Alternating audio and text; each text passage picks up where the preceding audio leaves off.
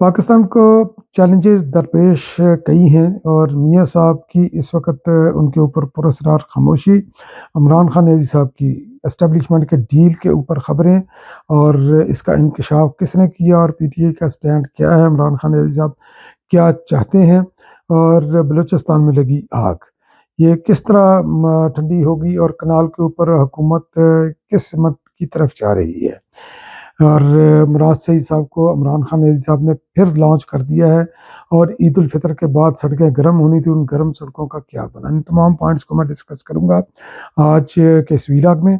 तो सबसे पहले मैं बलूचिस्तान के हवाले से ही मैं ज़िक्र करता हूँ। पाकिस्तान के लिए ये एक बड़ा ही बर्निंग इशू है और बलूचिस्तान के अंदर जो एक बीएलए ये पाकिस्तान के लिए दर्द सारा आल्दो कि ये ग्रुप बड़ा नहीं है, मगर उसकी जियोग्राफिकल लोकेशन ऐसी है कि वहाँ पर जो है ना ये ऑपरेशन करना ये बड़ी समझदारी से और तरीके से वहाँ पर ऑपरेशन करना चाहिए। तो हुकूमत भी यकीनी तौर पर इसके ऊपर कुछ ना कुछ कोशिश कर रही है।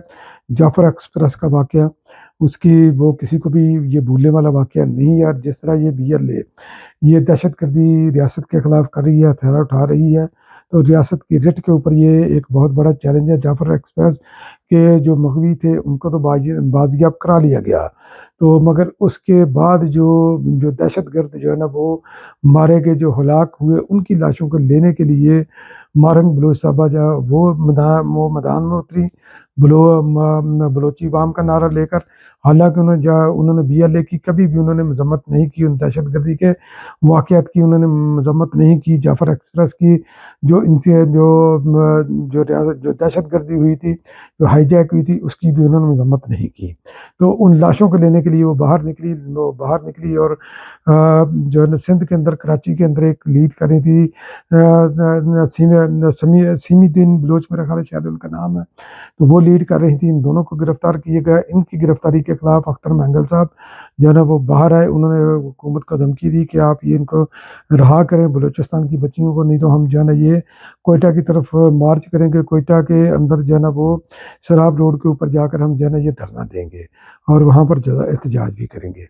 हुकूमत ने उनका रास्ता ही भी उनको रोक लिया और वो उनका रास्ता नहीं खोले। उधर अख्तर महंगल साहब जहाँ पर भी बैठे हैं वहाँ पर वो धरना देकर बैठ गए और उनका डेडलॉक इस वक्त उनकी माँ बहन बरकरार है। वो गिरफ्तार ख़वातीन की रिहाई चाहते हैं। हुकूमत जो है ना वो यकीनी तौर पर ये इतना आसानी से हुकूमत तो मानेंगे नहीं, क्योंकि उनको भी रिजर्वेशन है हुकूमत की, जो कि बजा है, क्योंकि रियासत के रिट को ये मुसलसल ये चैलेंज कर रही हैं, दहशतगर्दी की ये मजम्मत नहीं कर रही। अब देखते हैं कि ये डेडलॉक जो है ना ये कब ये ख़त्म होता है। और उधर अख्तर महंगल साहब को भी जो है ना उनको भी 3 एमपीओ के तहत गिरफ्तारी के उनके भी हुक्म है।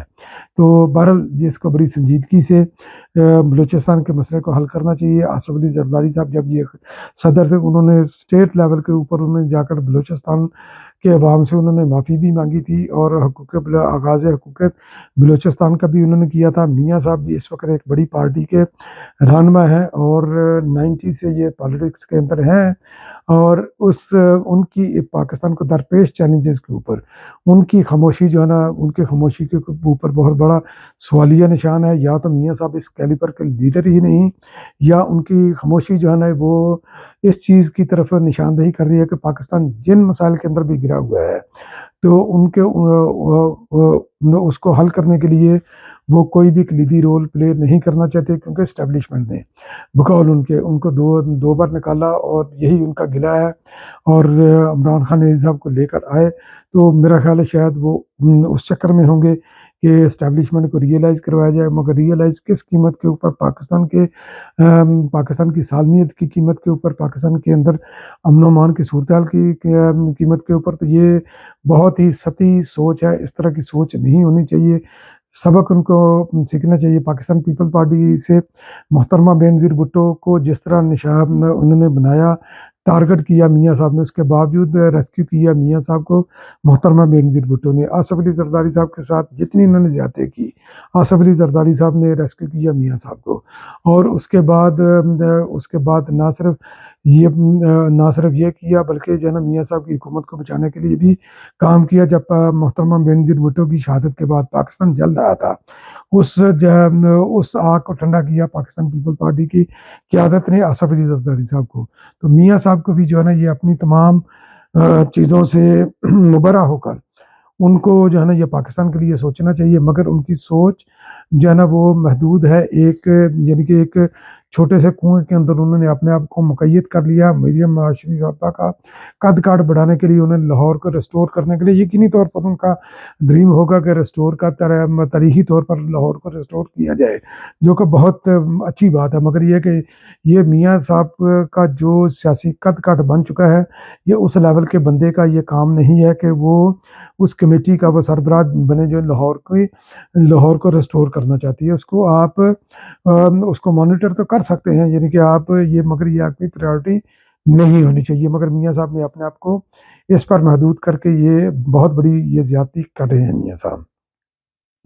نہروں کے اوپر بھی جو ہے نا سندھ کے اندر یہ آگ لگی ہوئی ہے، پاکستان پیپلز پارٹی بھی نہیں چاہتی، اور اس کے اوپر جو ہے نا آصف علی زرداری صاحب کو پنجاب حکومت مورد الزام ٹھہراتی ہے، حالانکہ آصف علی زرداری صاحب کے نہ تو سگنیچر کی ضرورت ہے، نہ ہی کسی ان کی اپروول کی ضرورت ہے نہروں کے حوالے سے۔ تو اور آصف علی زرداری صاحب کا جو ہے نا یہ جوائنٹ سیشن کے اندر، پارلیمنٹ کے جوائنٹ سیشن کے اندر ان کا بیان ہی کافی ہے، انہوں نے اس پر مخالفت کی، اور وہی ان کا اب تک کا آخری بیان ہے۔ آصف علی زرداری صاحب کی صحت کے بھی ایشو ہیں، اس لیے وہ بلوچستان کے ایشوز کے اوپر بھی جو ہے نا وہ اس وقت وہ ایکٹیولی کام نہیں کر رہے۔ جب وہ ان کی صحت ٹھیک ہوگی تو اس کے اوپر بھی کام کریں گے۔ جبکہ پنجاب حکومت جو ہے نا یہ چولستان کے اندر جو ہے نا پنجاب کے کسانوں کو ان کے حق پر بھی ڈاکہ ڈال کر ان کی کھیتیوں کو اجاڑ کر کارپوریٹ سیکٹر کے اندر وہ جو ہے نا یہ ان کو آباد کرنے کے لیے سندھ کے جو ہے نا یہ عوام کا، سندھ کے کسانوں کا، ہاڑیوں کا پانی لے کر یہ کارپوریٹ سیکٹر کے اندر جو ہے نا پانی دینا چاہتے ہیں، جو کہ پریکٹیکل یہ ہے نہیں ہے، اور اس کے وفاقی حکومت بھی اس کے اوپر سنجیدگی سے اس کے اوپر کوئی عمل نہیں کر رہی۔ اور چونکہ پنجاب حکومت جو ہے نا یہ وفاقی حکومت کے کہنے کے اندر بھی نہیں ہے، حالانکہ کہنے کو دونوں مسلم لیگ نون کی حکومتیں ہیں اور ایک ہی خاندان کی حکومتیں ہیں، تو مگر یہ کہ یہ ایک پیج پر نہیں ہے پاکستان کو یہ ان مسائل سے نکالنے کے لیے۔ اب آ جاتے ہیں جناب عمران خان نیازی صاحب کی ڈیل کی طرف۔ عمران خان نیازی صاحب یہ ہم ڈے ون سے ہی کہہ رہے ہیں، عمران خان نیازی صاحب ڈیل چاہتے ہیں، اعتراف نہیں کرتے۔ اوورسیز پاکستانی جو بیٹھے ہوئے ہیں، ان کے جو یوٹیوبر ہیں، وہ بار بار یہی کہتے ہیں ڈٹ کے کھڑا ہے کپتان، حالانکہ حقیقت یہ ہے کہ کپتان نہ کبھی ڈٹ کر کھڑا تھا، نہ ہے، اور نہ ہی فیوچر کے اندر ہوگا۔ اعظم سواتی نے بھانڈا پھوڑا، انہوں نے بولا کہ 2022 سے ہم یہ کوشش کر رہے ہیں اسٹیبلشمنٹ کے جنرل عاصم منیر صاحب سے رابطے کرنے کے لیے۔ انہوں نے ان کے استاد سے بھی رابطہ کیا، اور انہوں نے قرآن پاک پر بھی اس کے اوپر حلف دیا، اور جس کو پی ٹی آئی جو ہے نا یہ پی ٹی آئی کی جو باہر بیٹھے ہوئے اوورسیز یہ انکار کر رہے ہیں، حالانکہ پی ٹی آئی پاکستان کے اندر سے اس کی تصدیق بھی ہو چکی ہے۔ کس نے کی ہے آگے چل کر بتاتا ہوں۔ تو اعظم سواتی صاحب نے یہ بولا تھا کہ عمران خان نیازی صاحب نے مجھے فری ہینڈ دیا ہے کہ آپ جا کر مذاکرات کریں، اور آپ کو یاد ہوگا مسرت